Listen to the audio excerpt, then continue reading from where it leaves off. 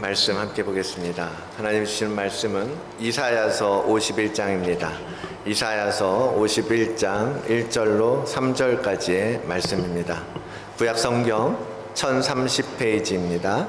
구약성경 1030페이지 이사야서 51장 1절로 3절까지의 말씀, 우리 다 같이 일어나셔서 함께 한 목소리로 받도록 하겠습니다. 의를 따르며 여호와를 찾아 구하는 너희는 내게 들을지어다. 너희를 떠낸 반석과 너희를 파낸 우묵한 구덩이를 생각하여 보라. 너희의 조상 아브라함과 너희를 낳은 사라를 생각하여 보라. 아브라함이 혼자 있을 때에 내가 그를 부르고 그에게 복을 주어 창성하게 하였느니라.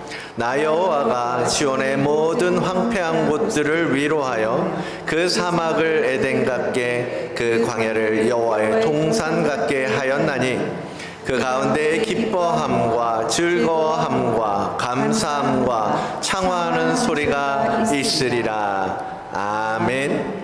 하나님의 말씀입니다. 잠시 기도하겠습니다. 거룩하신 하나님 아버지, 감사합니다. 오늘도 이 날을 구분하여 거룩한 주일로 섬기게 하시고 예배하는 자들로 모이게 하시니 감사합니다.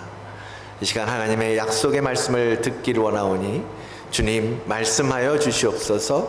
성령님 우리의 귀를 열어 그 말씀을 듣게 하시고 우리의 마음에 새기는 귀한 은혜의 자리가 되도록 일하여 주시옵소서. 오직 하나님의 말씀만이 선포되며 그 말씀으로 인하여 힘을 얻는 이 말씀 선포의 시간 되도록 은혜 베풀어 주실 것을 믿사오며 예수 그리스도의 이름으로 기도드리옵나이다. 아멘.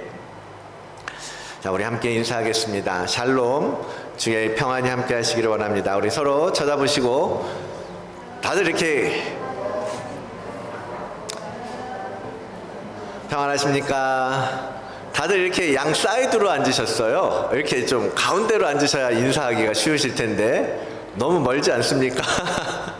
예, 가운데로 앞으로 나오셔서 더 은혜를 사모하는 모습으로 예배하는 여러분들 되시길 원하고요.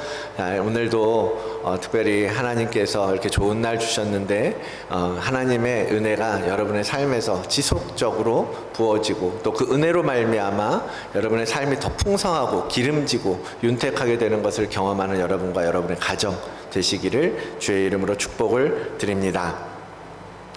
올해는 부활절이 언제인지 아십니까? 이스터 홀리데이 3월 31일입니다. 조금 보통 4월일 때가 많아요. 근데 올해는 조금 이르더라고요. 그래서 그 부활절을 기준으로 정해지는 사순절이라는 게 있죠. 부활절 전에 40일, 주일을 빼고 40일입니다. 그 사순절이 이번 주 수요일에 시작되더라고요. 금방 1월 다 지나고 났는데 바로 또 사순절, 예수 그리스도의 고난을 기억하는 그러한 시간이 시작된다라는 거죠. 14일이 수요일이니까 세상 사람들은 뭘로 즐거워하는 날이에요? 발렌타인데이라고. 잊고 있었어요. 근데 발렌타인데이더라고요. 세상 사람들은 그러한 것들로 인해서 즐겁고 행복한 무언가를 기대하고 그러한 시간으로 보내겠지만 초대교회의 영성을 따라가는 이들에게는 오히려 예수 그리스도의 고난과 부활을 준비하는 기간으로 삼아서 스스로 죄를 뒤집어쓰고 회개와 금식의 자리로 들어가는 기간이 바로 사순절입니다. 이 사순절의 기간과 절기 때 행하던 많은 전통들이 있겠죠. 전승들이 있습니다. 옛날부터 흘러내려오던 그런 것들이 있어요. 저는 그런 것들을 강조하고 사순절이 되었으니까 이렇게 합시다, 저렇게 하셔야 합니다, 이런 것들을 말씀드리고 싶진 않습니다. 그런 형식과 그러한 행위들, 그것을 강조하다 보면 사실 본질을 잃어버리는 경우가 너무나 많죠. 그냥 모양만 남고 바리새인처럼 그냥 형식만 남는 그런 일들이 자주 반복되기 때문에요. 그러한 절기가 되었으니 무엇을 해봅시다, 금식합시다, 기도합시다, 말씀 봅시다, 이런 이야기를 가급적이면 어떤 형식을 따라가자라고 이야기하지 않고 싶은 거죠. 근데 그럼에도 불구하고 그러한 절기들을 통해서 얻을 수 있는 유익마저도 우리가 외면하고 버리는 건 너무나 아깝고 아쉽다라는 생각이 드는 겁니다. 분명히 초대교회 영성에서 이 사순절을 제정하고 이것을 통해서 예수 그리스도의 십자가의 사역을 기억하고 그분의 죽으심, 그분의 부활하심, 우리 기독교 신앙의 사실 핵심적인 부분이잖아요. 그것을 묵상하고 그것을 실제적으로 삶 속에서 살아내기 위해서 훈련했던 여러 가지 툴들이 있거든요. 그건 분명히 좋은 툴이고 그것을 통해서 우리가 예수 그리스도의 영성을 계속해서 닮아가고 그분의 형상을 따라가고 그분을 닮아가고자 하는 노력들, 수고들, 그런 것들이 지워지고 희석되고 사라져가는 것은 조금 아쉽다라는 겁니다. 솔직히 이런 거예요. 절기라는 것을 이야기하는 것은 사실 1년 내내 우리가 뭘 기억해야 돼요? 예수 그리스도를 생각하면서 살아야 돼요. 그분이 이 땅에 오시고 그분이 우리를 위하여 죽으시고 그분이 하나님의 뜻을 따라서 부활을 통하여서 하늘에 오르시고 우리에게 성령을 보내셔서 우리로 그 길을 따라갈 수 있게 하시고 이런 여러 가지 부분들을 1년 내내 우리의 삶에서 계속해서 기억하고 그 말씀대로 살아가려고 노력하고 순종하는 마음으로 살고 그렇게 할 수 있으면 참 좋을 텐데 사실 그게 잘 안 된단 말이에요. 1년 중에 여러분 생각해 보십시오. 과연 얼만큼 우리가 복음을 기억하고 복음대로 살려고 생각하면서 살고 있습니까? 그게 잘 되지 않기 때문에 특별히 이 기간이라도 정해서 우리가 마음을 다시 한번 잡아보자라는 거예요. 시간을 정하고 여러분 보고자 하는 말씀을 정하셔서 적어도 이 사순절 기간 올해에는 이 기간 동안 내가 이것을 좀 해봐야겠다. 내가 하나님 앞에서 예수 그리스도의 이 고난을 이 어떤 활동들을 통해서 내가 되새기고 기억하고 실천하는 노력을 한번 해봐야겠다. 그런 태도로 이번 사순절도 지나가시면 좋겠습니다.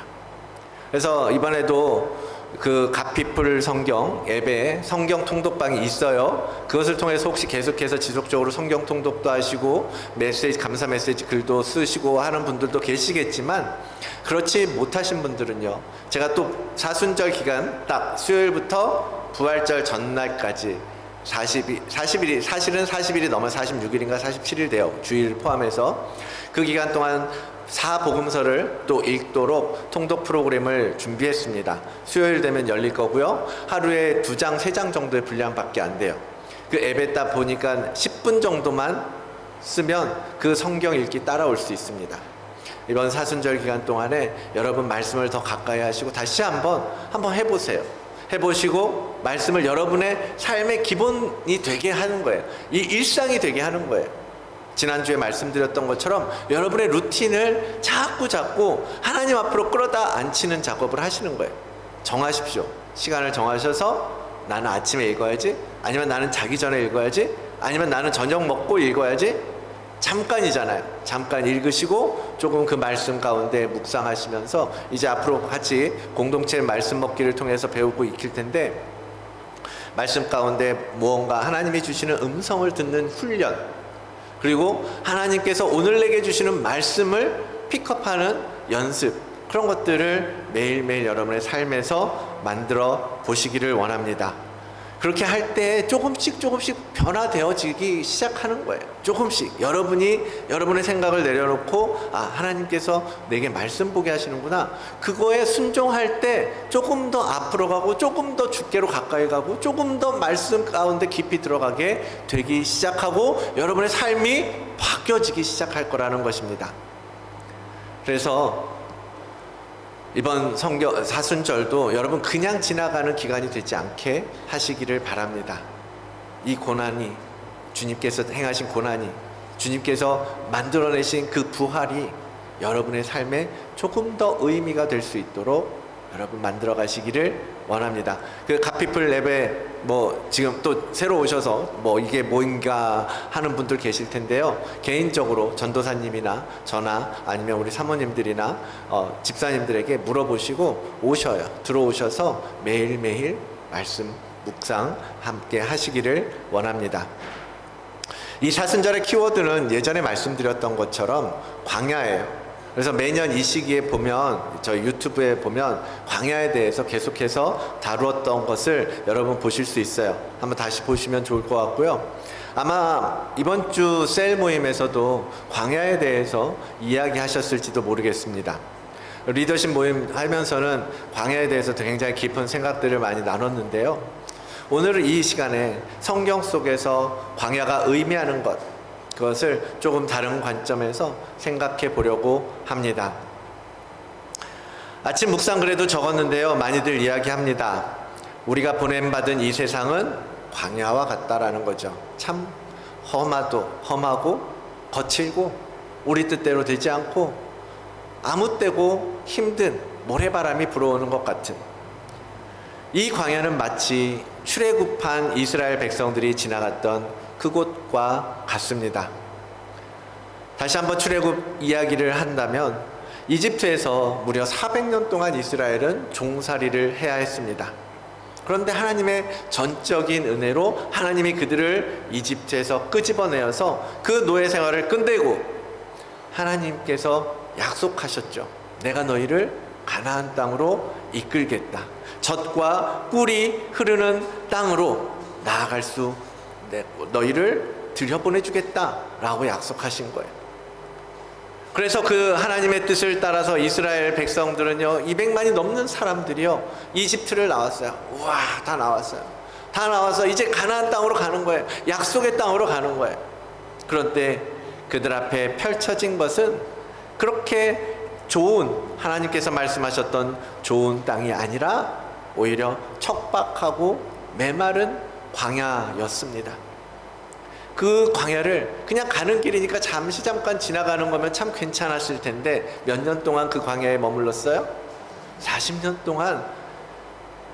우리는 좋은 땅을 약속하셨으니까 좋은 땅에 가기 위해서 나왔는데 그 광야에서 40년을, 그래서 정말 모든 사람이, 단 2명 뺀 모든 사람이 그 광야에서 결국 가나안 땅에 들어가지 못하고 죽어야 했거든요. 그만큼 그 광야를 길게 지나야 했습니다. 이 출애굽한 이스라엘이 지나갔던 광야, 그 광야가 우리의 신앙의 여정 가운데 너무나 중요한 교훈을 주고 있죠. 여러분도 다 알고 기억하고 계시지 않습니까?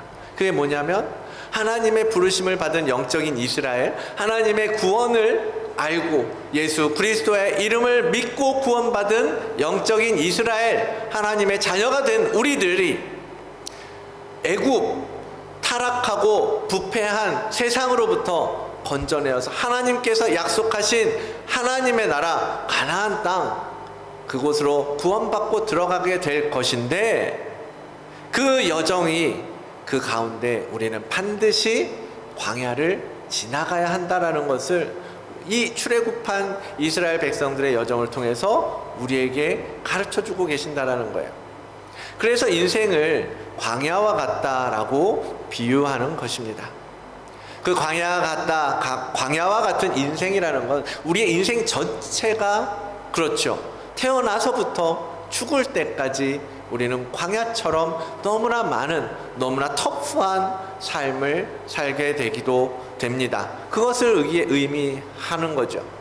그러면서 또 한편으로는 어떤 의미에서는 우리가 세상을 살면서 한 건 한 건 하나하나 생기는 사건들, 어쩌면 우리 인생 가운데 어떠한 한 기간들, 그러한 것들도, 그러한 시간들, 내 마음을 힘들게 하고 내 영혼을 피폐하게 하고 내 마음에 정말 궁핍하고 허기지게 만드는 그러한 상황들도 우리는 광야라고 표현할 수 있겠죠. 성경이 그렇게 우리에게 가르쳐 주시는 것, 그것을 몰라도요, 사실 하나님을 믿지 않는 사람들도요, 야, 우리 인생이 뭐 이러냐, 참 광야 같다 라고 세상 사람들도 말하는 말이 있죠. 그렇잖아요. 광야, 뭐 성경이 아니어도, 이스라엘의 뭐 그런 역사가 아니어도 우리 사는 세상이, 인생이 힘들고 우리 힘으로 어쩔 수 없는 그러한 많은 일들이 벌어지고, 때로는 수확이 많아서 풍년을 경험하기도 하지만 때로는 먹을 게 없어서 궁핍 가운데 도대체 뭘 먹나 뭘 먹고 살아야 되나 그러한 날들도 있고, 걷다 보면 방향도 잃을 때가 있고, 목적지가 보이지 않아서 헤맬 때도 있고, 그렇게 보면 우리가 이리 봐도 저리 봐도 우리가 살아가는 이 세상은 광야와 같다라는, 광야길을 걷는 여정인 것은 너무나 분명해 보입니다. 그런데 오늘 생각해 보고자 하는 것은, 이 광야가 그냥 그렇게 우리가 광야를 떠올리면 거칠고 메마르고 먹을 거 없고 아무것도 풀도 나지 않는 그러한 사막과 같은 광야만 생각하고 고생스럽다라는 마음만, 고생스럽다라는 생각만 하게 되는데요, 그렇지가 않다라는 거예요. 그 광야가 마냥 고생스러운 것만은 아니다 라는 것을 하나님께서 오늘 말씀을 통해 우리에게 보여주시고 있다라는 것입니다. 성경은 광야 안에 이중적인 의미를 담아두었다라는 거죠. 그래서 거친 나쁜 의미의 광야도 있지만 그렇지 않은 부분들도 있다라는 것입니다. 그래서 그 첫 번째 의미는 아담에게서 우리가 발견할 수 있습니다. 창세기 3장 말씀이죠. 우리 함께 읽어볼까요? 시작. 여호와 하나님이 에덴 동산에서 그를 내보내어 그의 근원이 된 땅을 갈게 하시니라. 아멘. 자, 하나님께서 처음에 창조하시면서 에덴 동산을 만드셨어요. 너무나 완벽한 동산이었어요. 완전하고 완벽하고 부족함이 없고 늘 언제나 풍족한, 무서운 것도 없고 평화롭고 안전하고, 그곳이 바로 에덴 동산이었습니다.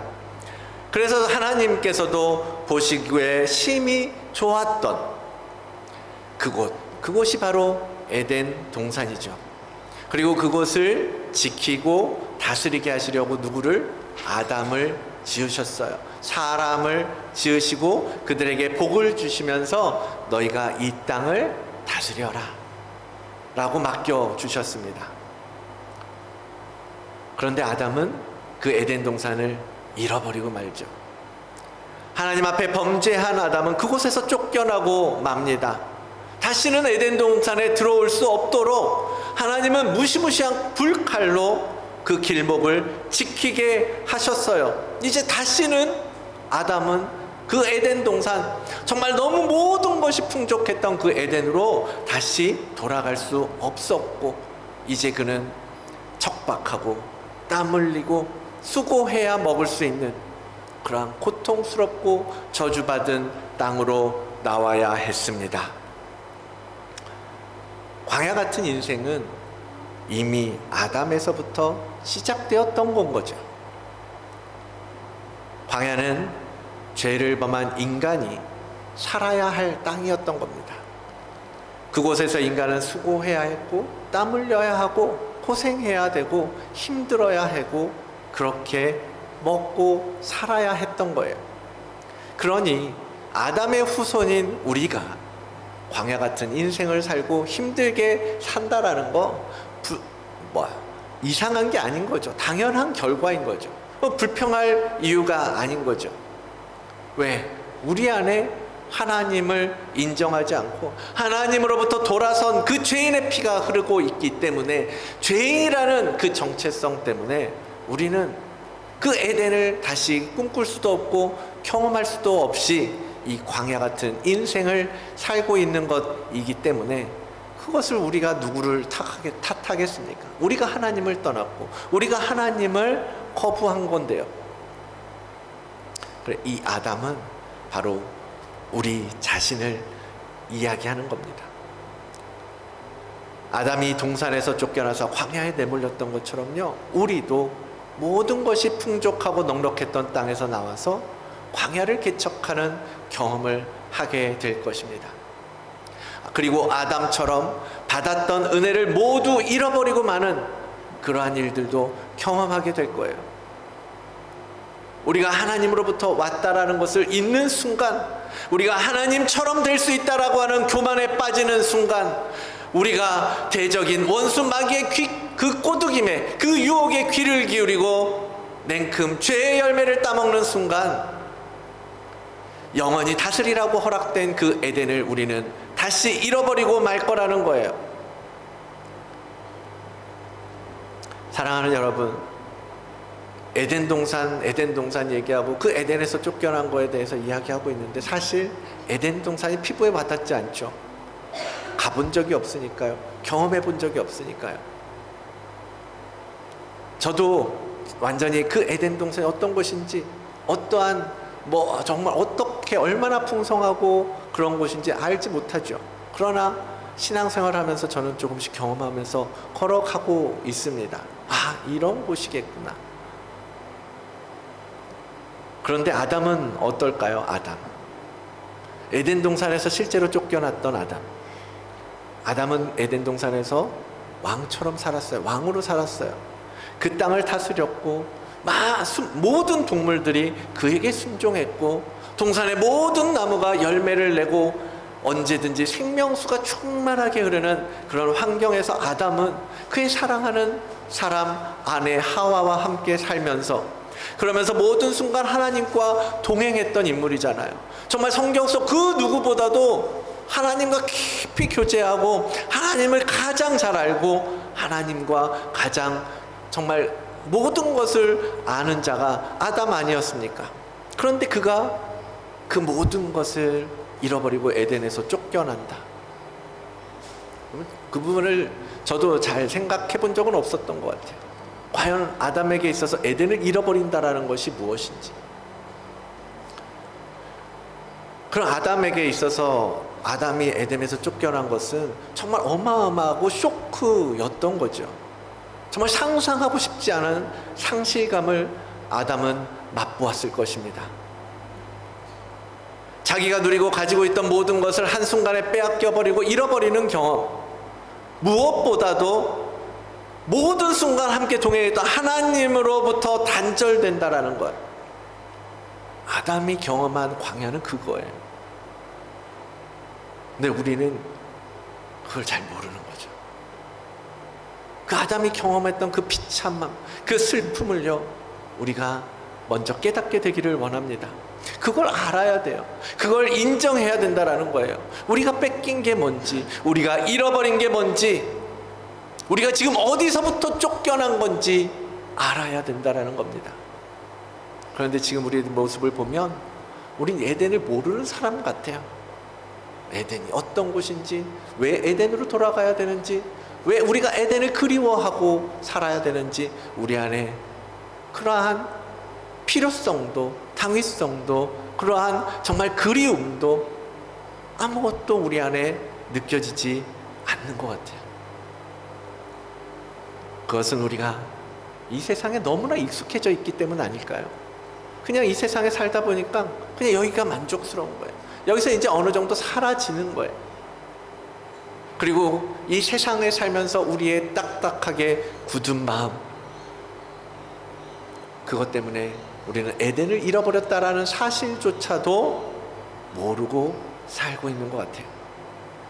그렇잖아요. 아담이 만약 아담처럼 우리가 에덴이 어떤 곳인지 경험했다면, 우리가 정말 에덴에서 누렸던 풍성함이 무엇인지 알고 있다면, 여러분 그냥 이렇게 여기서 살고 있을 수 있을까요? 우리가 정말 하나님의 나라에 대해서 꿈꾸지 않고 돌아가고 싶다는 갈망도 없고 정말 간절함도 없고 내가 왜 그곳으로, 내가 왜 하나님께로 돌아가야 되는지 아무것도 생각하지 않고 살 수 있겠냐라는 거예요.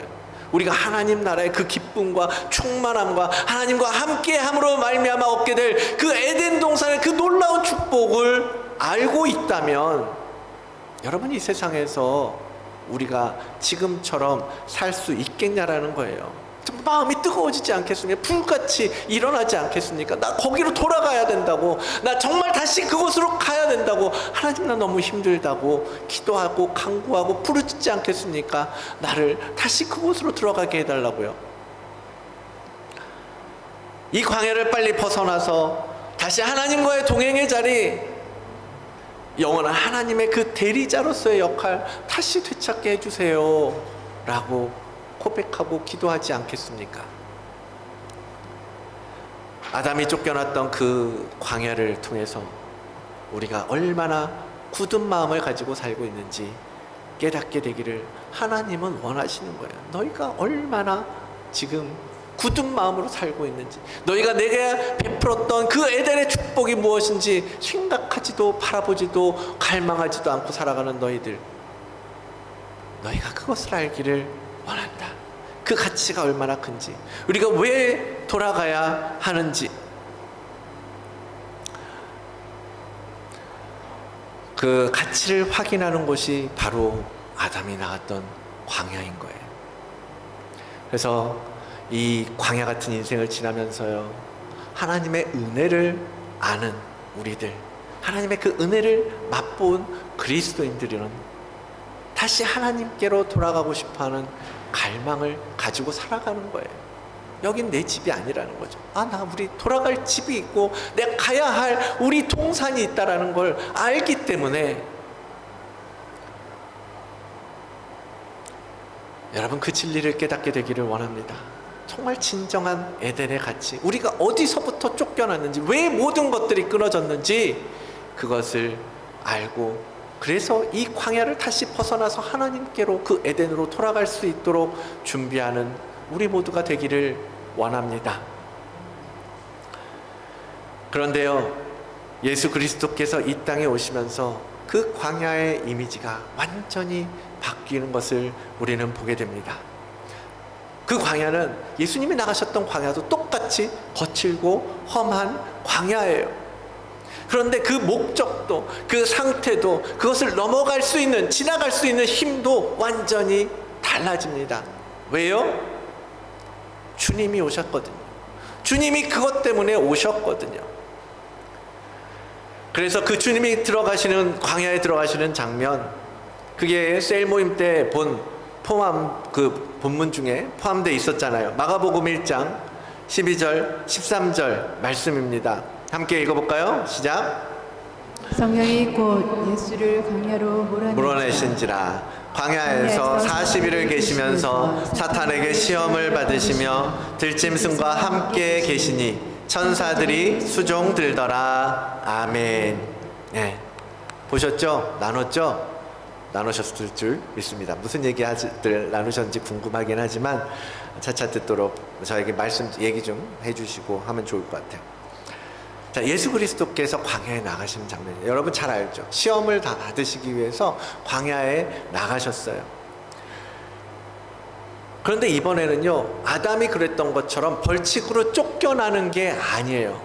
지금 이 본문의 말씀처럼, 이 주신 말씀처럼, 이 길은, 지금 예수 그리스도께서 광야로 나가는 이 길은 성령께서 이끌어 가시는 길이었습니다. 성령께서 이끄시고 천사들이 수종드는 광야, 그 광야는 회복을 준비하는 광야였던 거예요. 시험을 이기는 광야인 겁니다. 우리는 아담이 쫓겨났던 그 광야의 이미지에서 예수 그리스도가 이기신 승리의 광야로 이제는 넘어가야 하는 것입니다. 주님은 그것을 위해서 오셨어요. 우리가 쫓겨났던 그 광야를 바꿔서 다시 에덴으로 만들기 위해서 주님이 오셨던 것입니다. 한 사람으로 인해서 사망이 들어와서 우리를 지배하게 되었고, 우리 인생에서 그 죽음이, 그 사단이 왕노릇하는 그러한 삶을 살 수밖에 없었지만, 이제 예수 그리스도께서 우리 가운데 오심으로 말미암아 다시 생명을 얻게 되었고, 그분 안에서 왕노릇할 수 있게 되었다라고 성경은 기록하고 있습니다.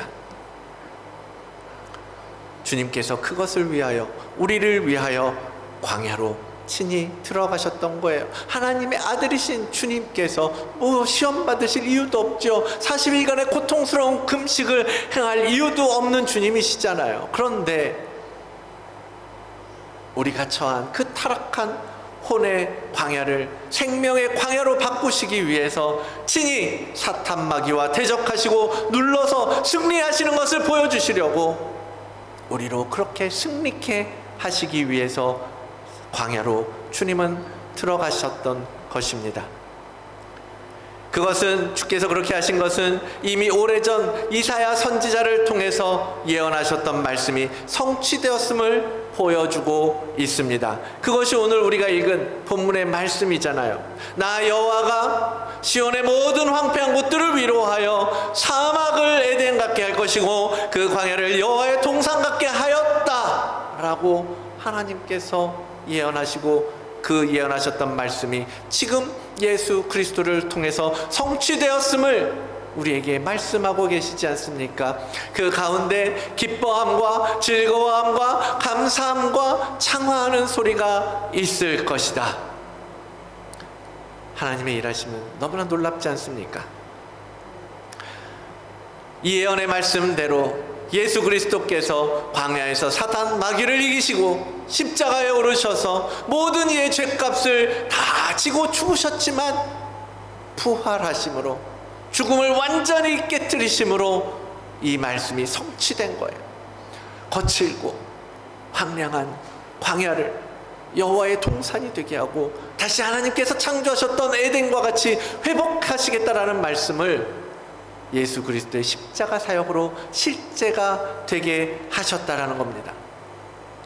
그래서 그 광야는 더 이상 슬프고 거칠고 신음과 눈물로 가득한 곳이 아니라 기쁨과 즐거움과 감사함이 넘치는, 그렇게 주께서 이루셨다라는 것입니다. 할렐루야. 우리가 지금 광야와 같은 시간을 지나가고 있다면 우리 인생 가운데 여전히 쌩쌩 부는 모래바람이 느껴지고 있을지라도 그 광야에서 시험을 이기신 주께로 달려갑시다. 전도사님이 아까 설교 많이 다 해주셨는데요, 주품으로 가는 거예요.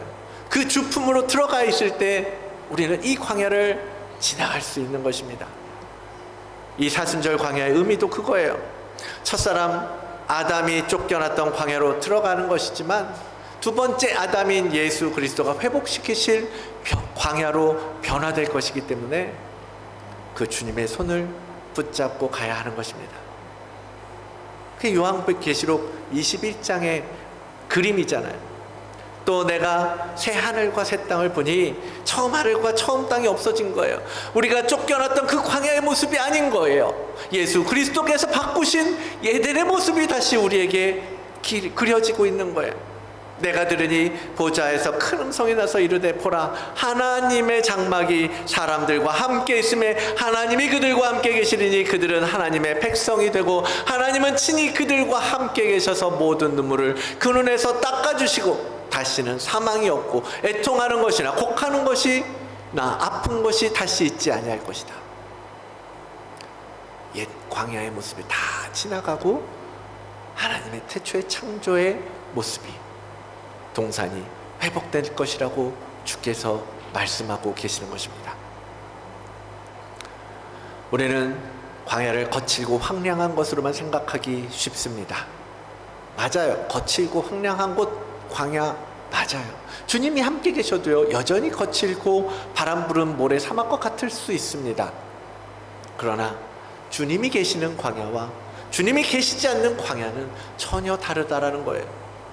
주님께서 회복해 주실 에덴을 꿈꾸며 걸어가는 것과 아무 소망 없이 땀 흘리고 수고하는 건 차원이 다른 이야기 아니겠습니까? 사랑하는 성도 여러분, 그리스도를 믿는 우리는 이제 이 광야 같은 세상 속에서 소망 없는 자처럼 살 이유가 없습니다. 그리스도께서 우리에게 오셨고 이 광야를 바꿔 에덴과 같이 하실 것이기 때문입니다. 지금 바람 좀 맞으면 좀 어때요?